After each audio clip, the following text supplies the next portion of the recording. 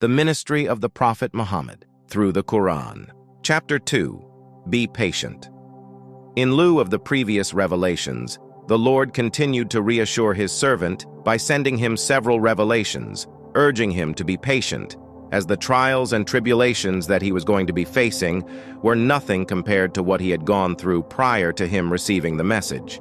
No messenger ever came to his people with a similar message, except that his people ridiculed him, mocked him, and belittled him in every way, and the prophet was about to be exposed to the vilest of it all. The Lord understood that in order for the prophet to overcome whatever his people could throw at him, he had to be both physically and mentally ready. And so, the Lord once again called out to him, saying, "O thou who is enshrouded, arise the night, except a little, half of it, or decrease a little from it, or increase thereto, and apportion out the Quran measuredly and evenly. We are indeed going to drop upon thee a heavy word. Truly, the emergence of night is indeed more intense in impact and more suitable for speech. For during the day, thou does have a prolonged venture.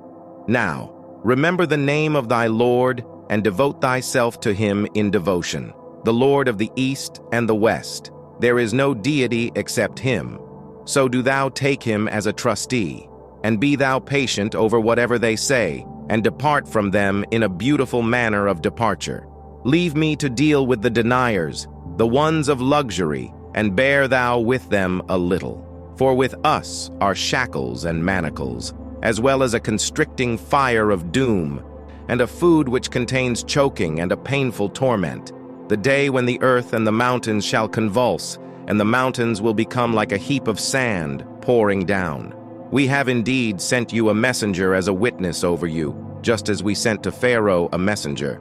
But Pharaoh disobeyed the messenger, and so I seized him with a rigorous seizure.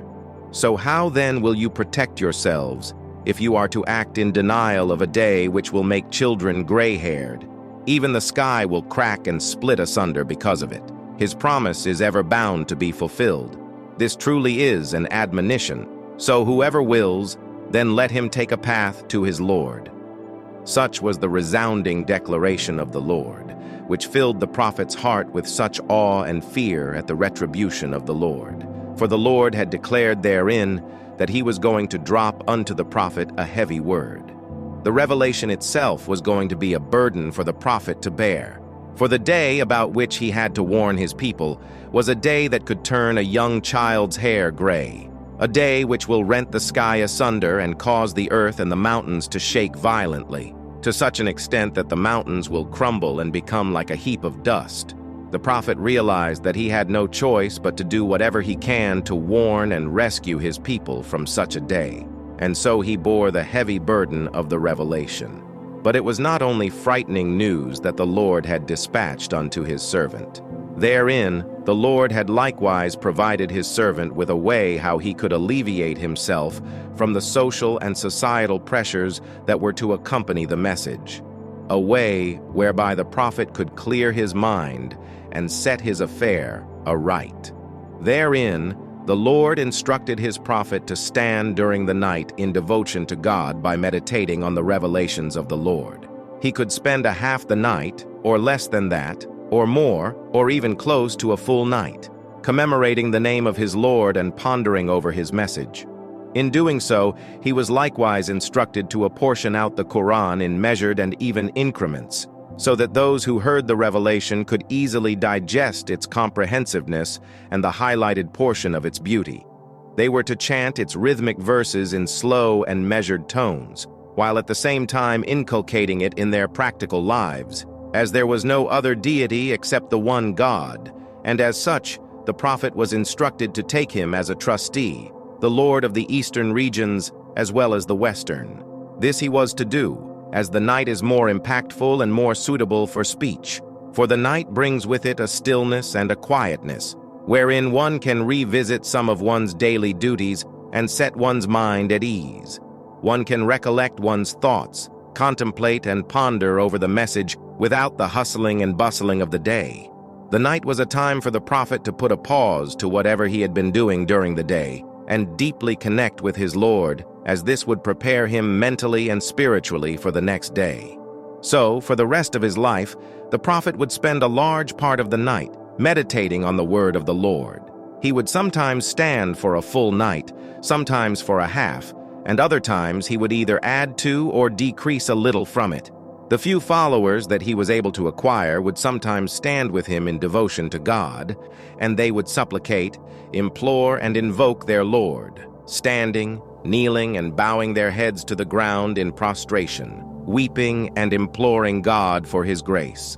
So the Lord poured out his Spirit upon them from his command, in order to strengthen, warn, and comfort the hearts of those who had put their faith and trust in God and the last day. In addition, the prophet was instructed to not be depressed or saddened by whatever his opponents were saying about him. He was instead encouraged to ignore them and remain firm and upright upon the right course, by simply withdrawing himself from them in a manner known to be most graceful and beautiful. For if he were to be rude or harsh of tongue, his people might not have been inclined to listen to the message.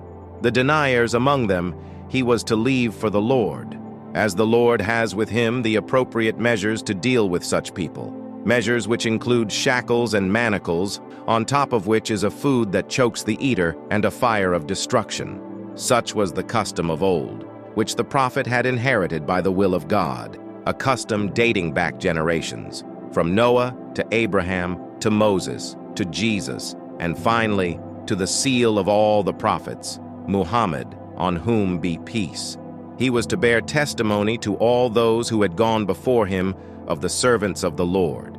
Along with him came a fiery law, and a new song whose echoes were to be sounded atop the mountaintops. For it was indeed he, for whom the way had been prepared by a voice crying in the wilderness, the elect one of God, upon whom the Lord had placed his Spirit, a bearer of justice to the Gentiles. A bruised reed he did not break, nor a smoking flax did he quench, for he was to bring justice to all, as the wastelands had been expecting his law. Like a refiner's fire, he rose forth, shining forth from the deserts of Paran and the ancient valley of Baca, wherein are plain memorials for the descendants of Kedar, those who went down to the sea and those who inhabited the coastlands, and the inhabitants of Selah. The bell had been rung, and a new song had been sung, and all those who were present could either respond or turn away. But those who had no assurance in the kingdom of God declined to accept the message of their Lord, constantly arguing and disputing with the messenger concerning the revelations of God. They scripted fabrications about the prophet, which they used to spread throughout the streets, deterring people from ever paying any heed to his message. They criticized him and hurled insults at him, finding every way to assassinate his character in attempt to discredit him. They called him a charlatan, a poet, a plagiarizer of the former revelations, a soothsayer, one afflicted with madness, and they wished him to compromise with them in that which the Lord had not sent down any authority. Though none of their accusations bore any merit, the prophet could not help but be deeply affected by their constant insults and mockery. It deeply troubled him, as he was not but appealing to their sense of right and wrong. It was as if their eyes had been gouged out of their sockets, their ears sealed up with wax, and their minds intoxicated by the wine of a drunkard. Thus, the Lord reached out yet again to his messenger with another revelation, saying, "Noon, by the pen and that which they script, thou, O Muhammad, by the favor of thy Lord, are not at all a mad man, and in wait for thee is truly a reward without end indeed, for thou verily are upon a greatly esteemed model of conduct. Thou wilt soon come to see, and they too will soon come to see, as to which of you is the one who is compromised and indisposed. Truly thy Lord, he verily is better knowing of the one who has strayed from his path, and he is better knowing of the rightly guided. So do not obey the deniers, for they wish that thou should compromise, for then they too will compromise. But do not obey every single one who swears and makes promises, lowly and exploitative, a slanderer and defamer, an instigator of gossip and rumors, a hinderer of good, a transgressor and violator, a sinner, and moreover, cruel and crude, a waste of space, all because he happens to possess wealth and children. When our signs are recited to him, he says, "Mere tales of the ancient. We will surely brand him upon the snout. We have indeed put them to trial, just like we tested the companions of the garden, when they swore that they would definitely pluck its fruits by morning, though they did not make any exemptions.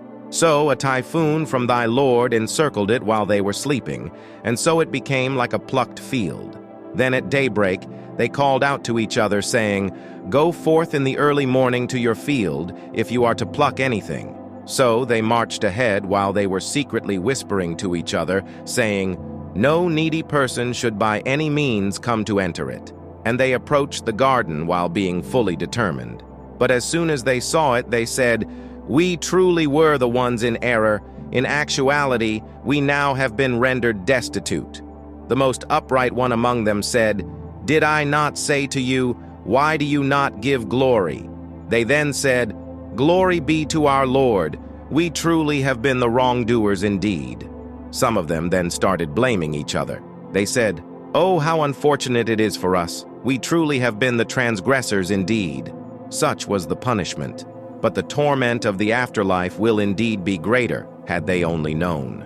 Such were the words that reverberated through the heart of the prophet, for therein the Lord had taken an oath by the very item which the opponents of the prophet would use to concoct tales and fabrications about his character. By this oath, the Lord exonerated his servant from the misdeeds of his interlocutors, by definitively assuring the prophet that he truly had not gone mad indeed, but rather that he had in wait for him a tremendous reward from his Lord, which had no end in sight. For if they were to use their senses intelligently, they would have come to realize that the prophet was upon a sublime and exalted model of conduct.